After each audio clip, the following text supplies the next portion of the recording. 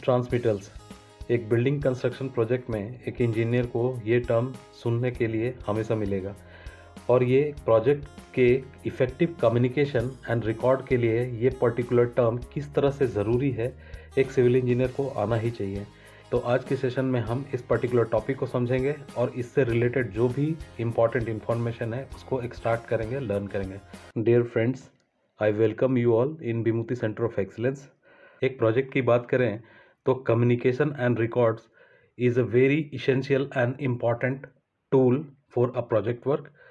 Communication के लिए मैंने पहले भी अपने सेशन में कहा था, communication done with the right person at the right time at the right place, your job is done. एक प्रोजेक्ट को यदि इफ़ेक्टिवली मैनेज करना है तो कम्युनिकेशन एंड रिकॉर्ड्स को प्रॉपर मेंटेन किया जाना चाहिए। This is a very essential and important component of your project work. इसी इफ़ेक्टिव कम्युनिकेशन एंड रिकॉर्ड्स का एक पार्ट है आपका ट्रांसमिटल।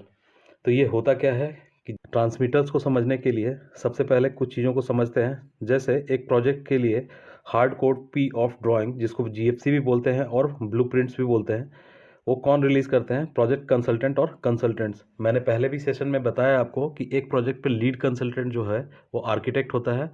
तो कंसल्टेंट ने जो ड्राइंग्स फाइनल की है उसको क्या किया जाता है, प्रोजेक्ट का जो क्लाइंट होता है उसके ऑफिस में डिलीवर किया जाता है and from project client office वो प्रोजेक्ट साइट पे जाता है। ठीक, तो जब ये गुड फॉर कंस्ट्रक्शन ड्राइंग्स है कंसल्टेंट के ऑफिस से निकल कर प्रोजेक्ट क्लाइंट के ऑफिस एंड क्लाइंट के ऑफिस से प्रोजेक्ट ऑफिस तक जब पहुंचता है तो ये पूरा प्रोसेस जो होती है, इस प्रोसेस में एक रिकॉर्ड मेंटेन किया जाता है through the transmittals, kind of your record and documents. Basically transmittal क्या हो गया, कहाँ से चलेगा? प्रोजेक्ट कंसल्टेंट के ऑफिस से प्रोजेक्ट क्लाइंट के ऑफिस तक आएगा, यूजुअली हेड ऑफिस, और उसके बाद फिर क्या है, प्रोजेक्ट साइट पे जो क्लाइंट का साइट ऑफिस होगा वहाँ पे पहुँचेगा। जब ये जीएफसी ड्राइंग कंसल्टेंट के ऑफिस से प्रोजेक्ट ऑफिस तक पहुँच जाता है तो फिर इस ड्राइंग्स को प्रोजेक्ट के जो कॉन्ट्रैक्टर्स हैं उनको इशू किया जाता है और प्रोजेक्ट साइट के ऊपर में भी रिकॉर्ड को मेंटेन किया जाता है। साइट पे रिकॉर्ड मेंटेन करने के लिए एक रजिस्टर में सीरियल नंबर, ड्राइंग नेम, किस टाइप का ड्राइंग है, ड्राइंग का नंबर क्या है, कौन सी डेट को आप कॉन्ट्रैक्टर को इशू कर रहे हैं, और signature of the party, client का इंजीनियर होगा चाहे जो भी रिलीज़ कर रहा है एंड कॉन्ट्रैक्टर का जो रिसीव कर रहा है। एग्जाम्पल के तौर पे अभी फाउंडेशन ड्राइंग है, आर्किटेक्चरल टाइप है, ड्राइंग का नेम लिखा रहेगा ड्राइंग में, किस तारीख को आपने रिलीज़ किया है, और एक क्लाइंट एंड एक कॉन्ट्रैक्टर का रिप्रेजेंटेटिव विल साइन। ये ट्रांसमिटल की इम्पोर्टेंस को डिस्कस करने से पहले मैं आपको एक ट्रांसमिटल की कॉपी दिखाता हूँ।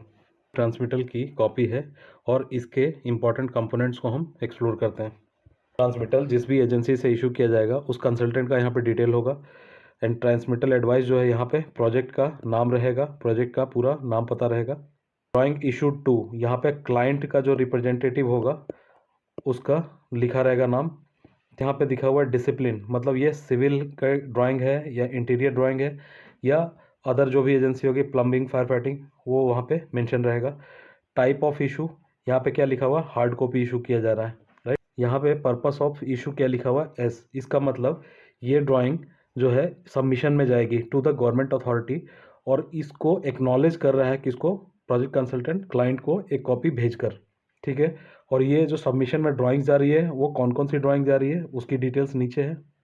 जैसे यहाँ पे क्या क्या ड्राइंग्स इंक्लूड कर रही है, site plan and area calculation, water supply, site plan sewer and storm drainage, site plan green area and ECS calculation, basement plan, basement services, basement plumbing, basement area calculation, जो अलग अलग project के ऊपर में tower है उसमें से एक टावर, टावर 5 है, उसका ground floor plan, first floor plan, typical floor plan, terrace plan, फिर इसी टावर का एलिवेशन, ठीक है। उसी टावर का फिर क्या है, सेक्शन, अलग अलग सेक्शंस दिया हुआ है। इस तरह से जो टोटल लिस्ट ऑफ ड्राइंग है, और टोटल ड्राइंग कितनी है, 38 है, ठीक है। और जब जो भी पर्सन क्लाइंट का होगा जब रिसीव करेगा प्रोजेक्ट कंसल्टेंट से तो उन ड्राइंगों को काउंट करेगा, यस दिस इज़ 38 नंबर, और उसके बाद उसको यहाँ पे साइन करके एक्नॉलेज करके देगा। अब इसकी इंपॉर्टेंस को समझते हैं कि ट्रांसमिटल क्यों इतना इंपॉर्टेंट डॉक्यूमेंट होता है। तो भी ट्रांसमिटल रिकॉर्ड्स को चेक करते हैं तो हमें पहले ये पता चलता है कि क्लाइंट को इशू किया गया है कि नहीं drawing, GFC drawing. Second, whether released on time और नॉट, मतलब ये ड्राइंग जो कंसल्टेंट ने इशू किया है कहीं इसमें डिले तो नहीं है, क्योंकि ये डिले जब भी होगा जब ड्राइंग ही नहीं आएगा साइट पे तो construction activity will held up. तो बहुत सारे एसोसिएटेड जो एक्टिविटी है साइट के ऊपर में रुक जाएगी। तो ये इस चीज़ को चेक करता है। दूसरा, ड्राइंग जो है कॉन्ट्रैक्टर को समय से इशू हुआ है कि नहीं। जैसा मैंने बताया कि ड्राइंग कंसल्टेंट ऑफिस से चलकर आपके साइट पे आता है, तो साइट पे उन ड्राइंग्स को कॉन्ट्रैक्टर को इशू किया गया है या नहीं, ठीक है। ये चीज़ हमें ट्रांसमिटल रिकॉर्ड से पता चलता है, जिसके लिए हम सेपरेट एक रिकॉर्ड भी मेंटेन करते हैं रजिस्टर में, जो कि मैंने आपको दिखाया। पॉइंट बेसिकली ये ट्रांसमिटल क्या करता है, चेक्स एंड बैलेंस को रखता है एक प्रोजेक्ट के ऊपर में। जब एक प्रोजेक्ट डिले होता है और penalty clause as per agreement, legal agreement invoke किया जाता है, तो उस समय प्रोजेक्ट से एसोसिएटेड जो भी एजेंसी है, कॉन्ट्रैक्टर, क्लाइंट, ठीक है, इवन योर कंसल्टेंट, हर कोई रिकॉर्ड ढूंढना शुरू कर देता है कि भाई मैंने तो समय से आपको ड्राइंग इशू किया था, आपने क्यों नहीं किया। तो ऐसे सिचुएशन में ये जो transmittal records become very important and handy records. Simple सा दिखने वाला टर्म इतना इंपॉर्टेंट इन्फॉर्मेशन को कैटर करता है। Now you can understand. I hope this information is important to you. If you are new on this channel, please subscribe my channel to support me, to encourage me to make valuable content for you. Thank you for watching it.